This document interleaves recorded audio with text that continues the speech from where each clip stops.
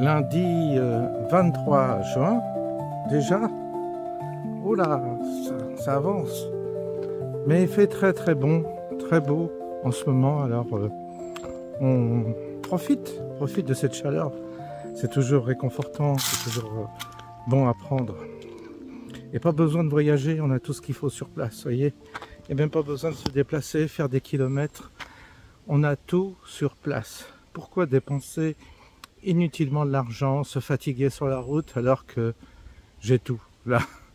C'est la question que je me pose.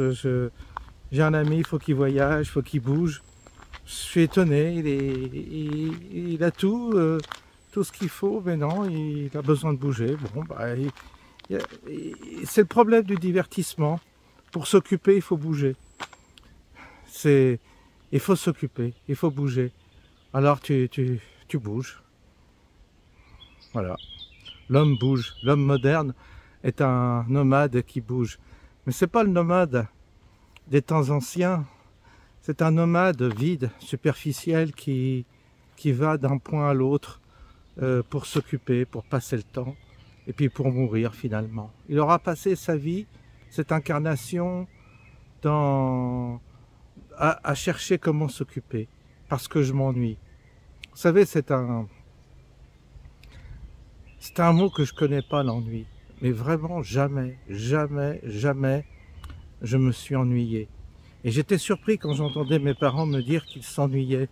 Ils étaient commerçants, puis quand ils se sont retrouvés à la retraite, par manque d'activité, ils s'ennuyaient. Et ils ne savaient pas comment s'occuper. Donc ils jouaient. Et mon père me dit, bah là, il s'ennuie, il passe le temps.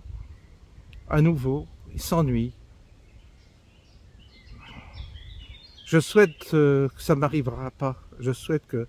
Mais déjà, quand mes parents avaient mon âge, c'était déjà le cas.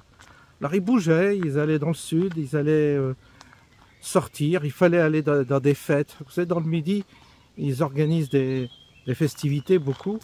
Alors les gens du troisième âge, ils aiment bien. Les vieux, ils aiment bien. Alors ils allaient dans des fêtes comme ça, des trucs, des fêtes de village. On allait faire un tour parce qu'ils s'ennuyaient. Sur la Côte d'Azur, vous avez beaucoup de vieux qui s'ennuient. Donc qu'est-ce qu'ils font? Ils s'occupent. Ils vont au casino, ils jouent à la pétanque. Il faut s'occuper, il faut meubler le temps. Quand tu t'ennuies, tu cherches à faire des jeux, des sorties, aller au restaurant, parce que tu t'ennuies de la vie. Tu trouves rien d'autre d'intéressant à faire que t'occuper et vivre dans un divertissement permanent.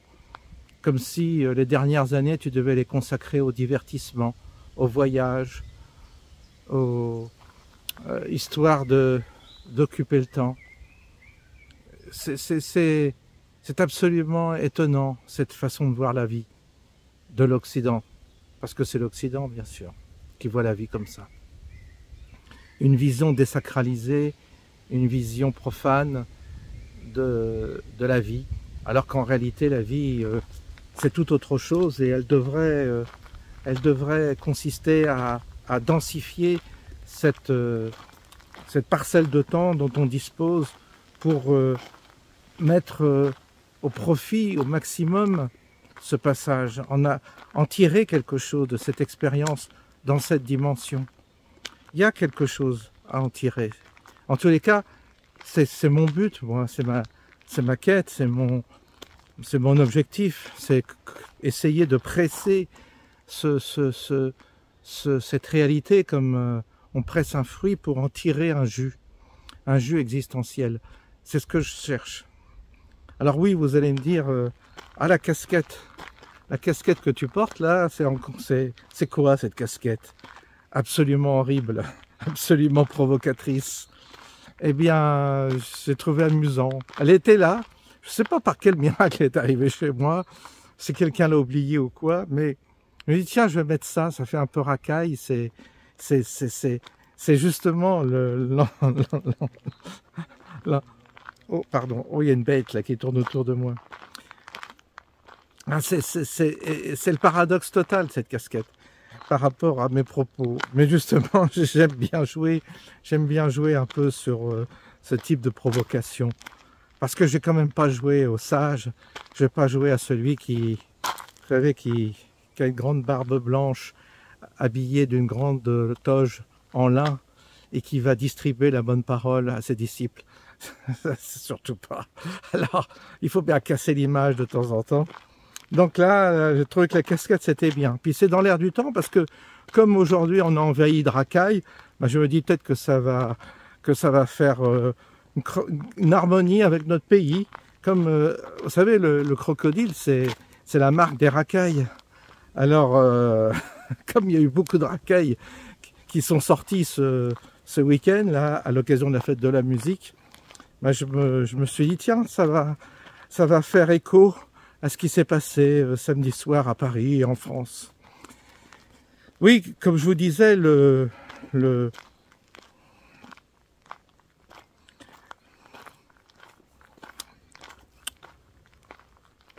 besoin de bouger, c'est que ça dure qu'un temps. Moi, j'ai vraiment plus envie de bouger, quoi. Ça me dit, je me dis, mais bouger pourquoi? Si je bouge, c'est qu'il y a un but, c'est qu'il y a un objectif, mais je sais pas, il y a une qualité dans la concentration, dans le moment, que il faut pas qu'il vous échappe ce moment. Et puis il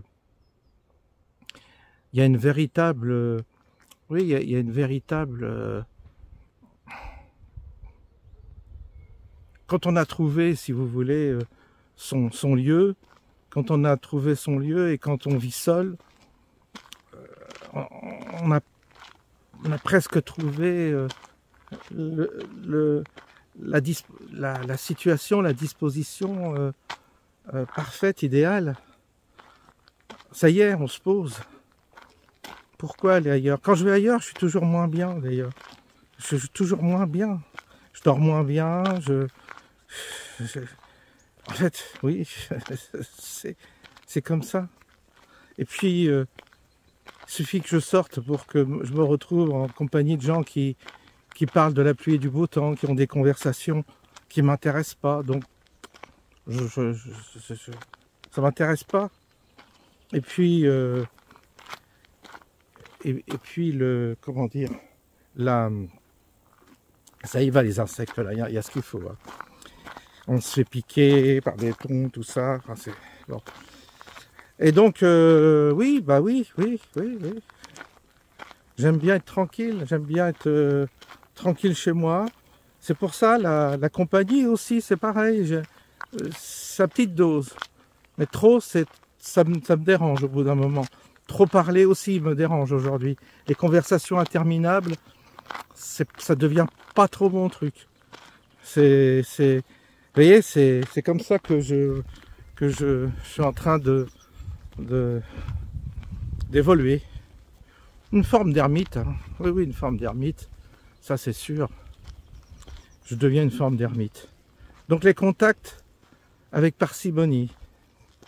Aujourd'hui, j'ai quelqu'un qui est passé à la maison.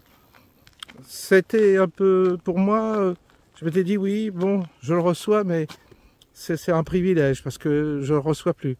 Et bon, il a insisté, j'ai quand même dit ok, Laurent, il s'appelle, il se reconnaîtra. Il est passé à la maison, on a pris un café, c'est bien. On a discuté presque 2 heures, c'est bien et c'est suffisant. On a fait le tour en 2 heures, largement. Après, on parle pour parler, et ça me ça va pas. Donc vous voyez, c'est comme ça que ça se passe avec moi. Et quand j'ai proposé cette rencontre vendredi soir, je me suis dit tiens, là il n'y a pas beaucoup de monde qui était motivé pour venir. Il y a des raisons, hein, il y avait des facteurs certainement, mais j'ai compris qu'il ne fallait pas renouveler l'expérience. C'est-à-dire, je me suis dit, bon, bah, en tous les cas, c'est pas la peine d'insister. Ça veut dire qu'il n'y a pas un besoin de se retrouver, il n'y a pas un besoin de se retrouver pour simplement, histoire de partager un moment ensemble, un moment de détente, hein, comme c'était prévu, c'est-à-dire une soirée comme ça. On se retrouve et puis à l'occasion, on peut partager des choses. Non, dans le secteur, vous avez des gens qui m'ont reconnu dans la rue, tout ça. Donc je sais qu'il y en a qui me suivent et qui ont entendu ma proposition pour se retrouver le vendredi soir au 21. Le soir de la fête de la musique. C'était pas une fête de la musique, c'était tout à fait calme. Mais c'était une occasion. Bah, l'occasion n'a pas été validée, donc j'en tire aussitôt les conséquences. Je me dis, bah, on ne renouvellera pas ce type de proposition, c'est tout. Mais individuellement, non, je ne reçois pas. Je ne reçois pas et je ne veux pas voir les gens individuellement parce que ou alors, très, vraiment, s'il y a un enjeu ou s'il y a vraiment un facteur qui est important, quoi, qui me semble très important, là oui. Bien entendu, là, par exemple, si je dois rencontrer quelqu'un pour une question importante, parce qu'il y a un projet ou parce qu'il y a quelque chose derrière de sérieux, oui, bien sûr que je vais accorder je vais bien entendu accorder du temps, mais sinon, non, du bavardage, non, c'est pas mon truc, quoi. C'est fini. Donc chacun fait comme il le sent, hein. C'est pour ça, il faut laisser libre les gens. Donc c'est intéressant. Le 4 juin a rassemblé beaucoup de monde. Il y avait des personnages éclectiques, il y avait une population différente.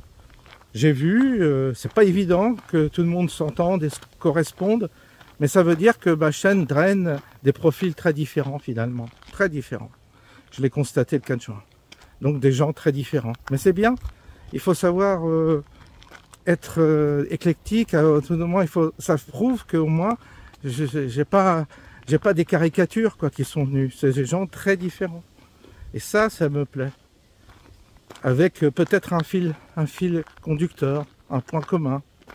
Il n'a pas encore émergé ce point commun, mais peut-être qu'il émergera plus tard, on ne sait pas. Vous voyez, c'est un long chemin où on se cherche, où on cherche la voie, on cherche qu'est-ce qu'on doit provoquer, qu'est-ce qu'on doit faire dans ce monde. Et donc, c'est en tâtonnant.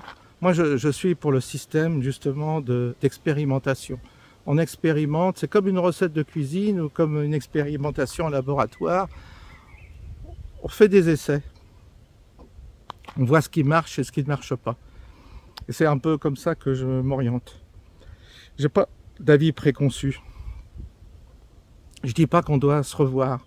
Je dis pas qu'on ne doit pas se revoir. Je dis pas que je suis sans arrêt à me creuser la tête et à me poser des questions pour trouver le fil conducteur qui peut nous rassembler. Alors je me dis, est-ce qu'il faut se rassembler autour d'un thème, autour d'un thème ou d'une action, peut-être, on verra. Le prochain rassemblement, je l'ai pensé avec Jean-Marc Sabatier. Je me suis dit, bon, on s'est vu le 4 juin, on s'est rencontrés, c'est bien, mais est-ce qu'on renouvellera ça? Si on le fait, on le fera dans 1 an, pas avant. Je ne vois pas l'utilité de le faire avant. Et on le refera dans le même contexte, certainement. Même endroit. on tentera peut-être à nouveau de le faire. Pour ceux qui ne sont pas venus, pour ceux qui n'ont pas pu se déplacer, dans un an, au mois de juin, on le refera, certainement. Si d'ici là, il ne se passe pas des choses qui nous empêchent de le faire. Parce que cette rencontre, oui, c'est bien. C'est bien, histoire de se retrouver, on peut le faire une fois par an. Ça suffit. Après, la prochaine initiative que je prendrai, ce sera, c'est pas encore fait, parce que j'ai pas la salle qui convient. J'ai vu d'après le sondage qu'on serait plus de 120, donc ça veut dire qu'il faut compter même, si je communique encore et tout ça, on peut être 150, ça commence à faire beaucoup de monde. Et les salles qui contiennent 100 personnes, 150 personnes, c'est un peu compliqué et ça coûte cher. Et parmi ceux qui se proposent de venir, il y en a qui n'ont pas les moyens de sortir beaucoup d'argent. En général, c'est 10 €, 20 €, mais au-delà, ça devient compliqué. Je dis pour certaines personnes, ce que je peux comprendre. Et du coup, je me dis, moi, je vais me casser la tête à organiser ça, ça va être très compliqué. Financièrement, je prends des risques parce que je suis obligé d'avancer l'argent et je ne suis pas sûr de rentrer dans mes frais et ça ne va pas. Il faut que je sois absolument certain d'équilibrer, sinon c'est pas possible. Il ne faut pas non plus exagérer, quoi. Donc, moi, je pense que pour l'instant, j'ai pas trouvé la formule. J'ai pas trouvé la formule pour équilibrer financièrement ce projet. Il y a le voyage de Monsieur Sabatier, il faut le loger, il y a sa prise en charge, bref, plus prévoir un peu l'infrastructure, les gens pour préparer les chaises, il faut du personnel pour préparer un peu l'accueil, le café, prévoir un endroit où les gens puissent manger, s'ils mangent par eux-mêmes, ou prévoir une solution. Vous voyez, c'est pas si évident que ça, hein, quand on a un tout petit budget. Et donc, là, pour le coup, ça viendra peut-être, mais pour l'instant, j'ai pas trouvé. On fera pas un verre de l'eau. Donc, ce qui était prévu au 22 octobre, on ne le fera pas, parce que c'est 60 personnes maximum dans la pièce, et certains se sont plaints qu'il y avait trop d'écho, que la qualité acoustique de la salle était mauvaise, et donc on renonce à ça. Mais il faut que ça soit un endroit agréable, un bel endroit quand même. Je veux pas une salle de fête glauque, ou un truc glauque. Non, c'est pas mon style, ça. Donc vous voyez, alors peut-être qu'on va trouver une personne qui dispose d'un vaste endroit pour peut-être un châtelain ou une châtelaine qui a un superbe endroit à nous proposer pour réunir des gens qui viendraient écouter Jean-Marc Sabatier. Ça, on ne sait jamais. Et j'ai pensé aussi, c'est marrant parce que j'ai aussi, la personne Laurent qui est venu aujourd'hui me voir, revient de Houdan, là où est Dieudonné. Il organisait, je ne sais pas comment il appelle ça, la balle des quenelles, ou je sais pas, il a remis des quenelles, il a remis une quenelle à Jean-Marc Sabatier, professeur Raoult et Perronne. Donc, alors c'est transgressif, Dieudonné est clivant par rapport à ses positions. Bon, il a mis de l'eau dans son vin depuis, mais moi personnellement, le personnage, je trouve qu'il est quand même sympathique parce qu'il a une transcendance aussi, il est relié, il a sa croyance en Jésus, il a quand même un message évangélique qui semble sincère. Donc je me dis peut-être que le personnage n'est pas si odieux tel qu'on l'a présenté. En tous les cas, il a peut-être fait un pas quand même par rapport à ceux qu'il avait éventuellement blessés. Enfin, il a quand même le sens de la transgression pour justement le côté sanitaire. On a besoin de gens comme ça parce que c'est pas les conventionnels qui vont nous aider à dénoncer les vaccins ARN messagers. Et je me suis dit, tiens, ça serait marrant si finalement, comme il a une grande grange, il a un grand espace à Houdan, s'il organisait ça chez lui, dans le 78, c'est pas très loin de chez nous, en plus, on pourrait attirer encore plus de monde. Et ce qui est le but, c'est de médiatiser Jean-Marc Sabatier, c'est de médiatiser son message pour que les gens, progressivement, sentent qu'il y a un danger à partir de la nourriture. Donc je me suis dit, tiens, si on faisait ça avec Dieudonné, mais moi, à mon petit niveau, j'ai pas de contact, je sais pas comment le contacter, je sais pas si la proposition lui plairait. En tous les cas, vous voyez, je me dis pourquoi pas, on sait jamais. En tout cas, pour l'instant, j'ai pas de solution. Et donc, j'attends que ça me soit, que la Providence s'en occupe. Voilà, je remets ça entre les mains de la Providence et basta. On fait ce qu'on peut, mais il faut que la Providence nous donne un coup de main. Si on estime que c'est important de sauver des vies, bah voilà, parce que là, c'est sauver des vies. C'est tout bête, c'est tout con. Donc voilà, donc aujourd'hui j'ai rencontré effectivement quelqu'un qui a un parcours particulier, qui a beaucoup trinqué étant enfant. Il s'est passionné pour la condition des enfantines, les enfants qui sont cabossés, traumatisés, les traumas de l'enfance, les familles qui sont défaillantes, qui ont des problèmes. Et l'enfant au milieu de tout ça. Enfin bref, c'est un garçon qui était venu le 4 juin, qui a voulu me voir. Il voulait me passer un livre de Yann. Et je l'ai entendu, je l'ai écouté. Il s'est donné, évidemment, c'est beaucoup de gens qui sont parfois attachés à ma chaîne ou qui m'ont regardé sont des gens qui ont, je le vois, c'est des gens qui ont un peu morflé dans la vie quand même. C'est ce qui les, en quelque sorte, c'est ce qui les a amenés à me suivre. Parce que chez moi, certains se trouvent une certaine forme de consolation et de leurs blessures. Et donc, beaucoup de gens blessés. Il y en a qui récoltent les animaux blessés, qui les aident, qui soignent les animaux blessés. Moi, c'est les humains blessés que je récolte.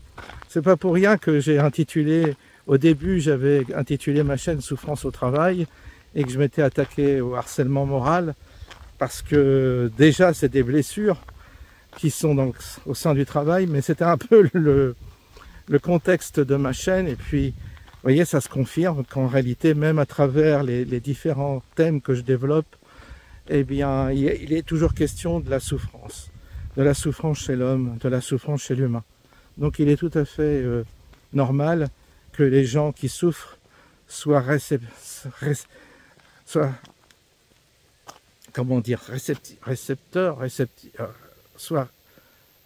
ça y est, encore un mot qui m'échappe. Qui soit réceptif, voilà, il fait chaud là, qui soit réceptif à la qualité de mon propos, parce que effectivement ça me tient à cœur de trouver les réponses à tous ceux qui sont traversés par des épreuves et des souffrances. Elles sont multiples et variées, bien entendu, et là pour Laurent c'était son enfance.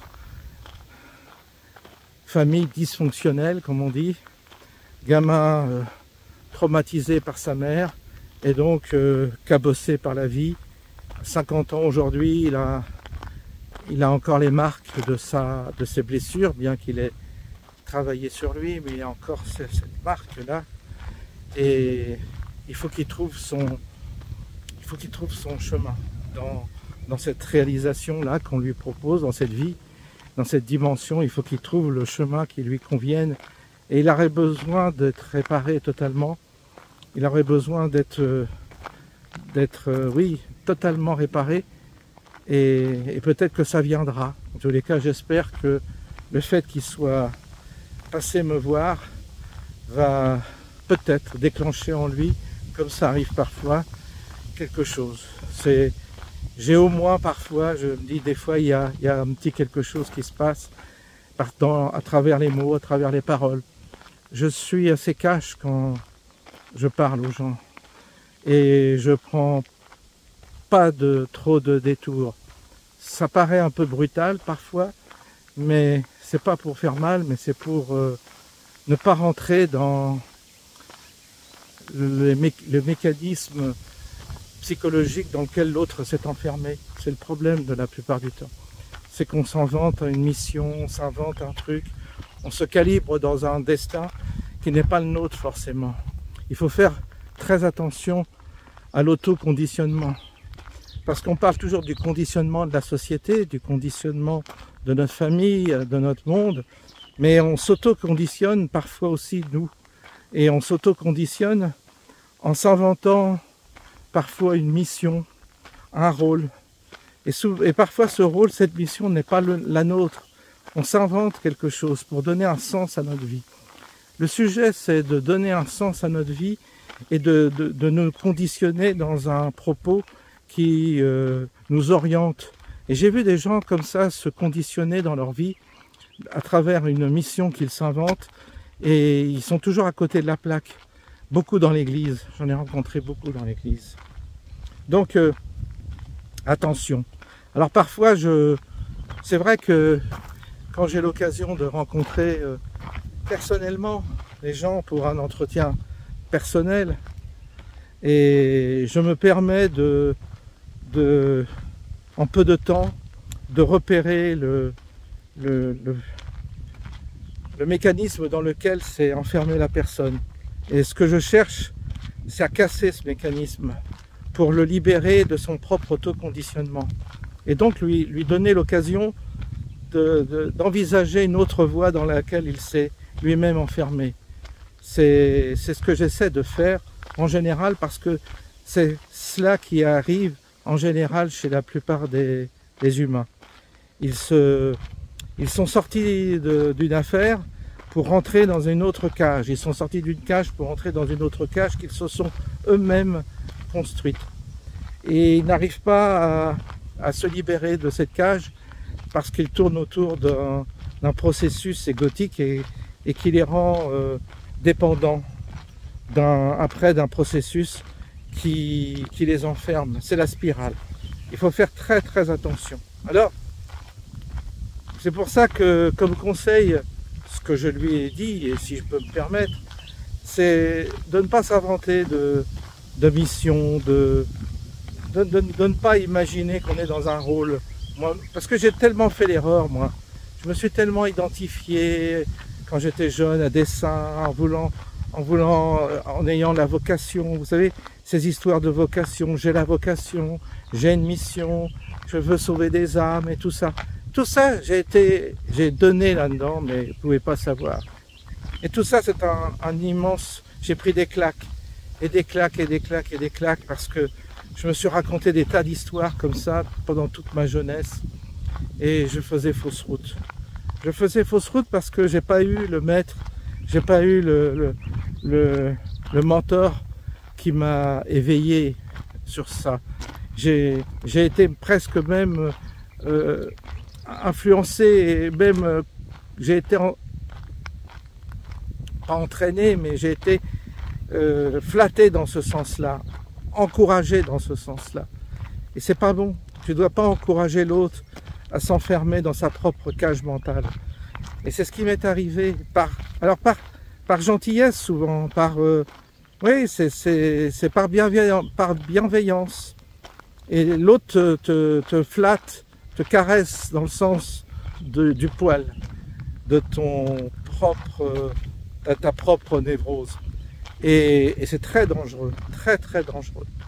Donc, Dieu merci, j'ai été systématiquement court-circuité dans mes romans intérieurs, dans mes histoires intérieures.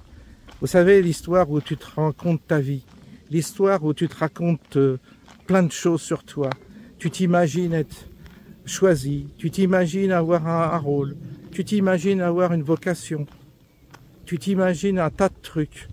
Et alors là, c'est foutu. Là, t'es mort, là. C'est foutu. Là, tu tombes. Alors, c'est pour ça que il faut que je sois très prudent avec cette chaîne, parce que des gens, parfois, me flattent dans ce sens-là en disant « Ah, François, c'est bien ce que tu fais, tu aides. Je dis, j'en sais rien, je veux même pas aider, c'est même pas le but. Je m'exprime comme ça sort, comme ça, sans intention. Mais je veux pas rentrer dans un rôle, dans un circuit comme ça. Vous voyez, ma relation aux personnes, vous voyez, c'est vrai que ça m'arrive rarement d'accorder un entretien individuel parce que après tu peux en faire un business, après tu fais payer les gens, et puis tu prétends avoir un rôle. Non, c'est pas du tout là-dedans que je veux rentrer non plus, parce que après je rentrerai dans un jeu, je rentrerai dans, tu sais, comme les coachs, tout ça, et je veux pas rentrer dans ce type de schéma, parce que c'est là que tu commences à avoir tout faux. À partir du moment où tu joues au coach, tu vas te tromper, tu vas déconner. Ce n'est que dans une forme de détachement, une forme de presque d'autodérision que des choses peuvent passer. Pour ça, des fois, je dis non, c'est pas bon, c'est pas bon. Alors, à l'occasion, ça peut être utile, je l'ai vu, j'ai été utile parfois, parce que là, ce serait de la faute modestie de ne pas le reconnaître. Il y a des moments où j'ai été utile, des moments où j'ai provoqué un déclenchement, des moments où je sais que j'ai parfois cette possibilité de déclencher quelque chose. Mais je n'abuse pas et je n'en fais pas un business. Et vous voyez, c'est pas du tout mon intention. Ça serait une mauvaise voie. Vous voyez, il faut faire gaffe. Moi aussi, il faut que je fasse attention. Et quant aux vidéos, ben, elles sont ce qu'elles sont. Elles sont différentes, éclectiques, différentes. Oui, ça traite de l'actualité. Il y a des coups de gueule, il y a des moments plus intenses, des moments personnels, des moments de réflexion.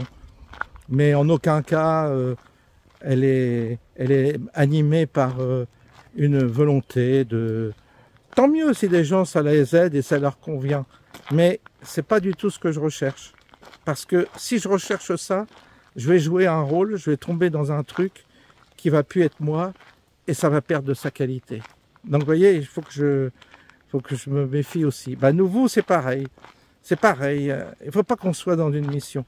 Il faut qu'on laisse en quelque sorte l'autre faire. Il faut laisser faire les choses et elles se mettent en place. Comme ça, à l'occasion, une rencontre, une situation particulière. Et puis ta voix, elle se fait comme ça, elle se trouve.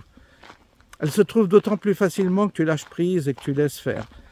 Tant que tu veux contrôler, tant que tu te racontes ton histoire, tant que tu t'imagines avoir un rôle positif, et surtout aussi ne pas s'imaginer qu'on a un rôle de sauveur, ne pas se positionner en sauveur, en infirmier ou en infirmière, surtout pas. Pas bon non plus. On est le sauveur de personne.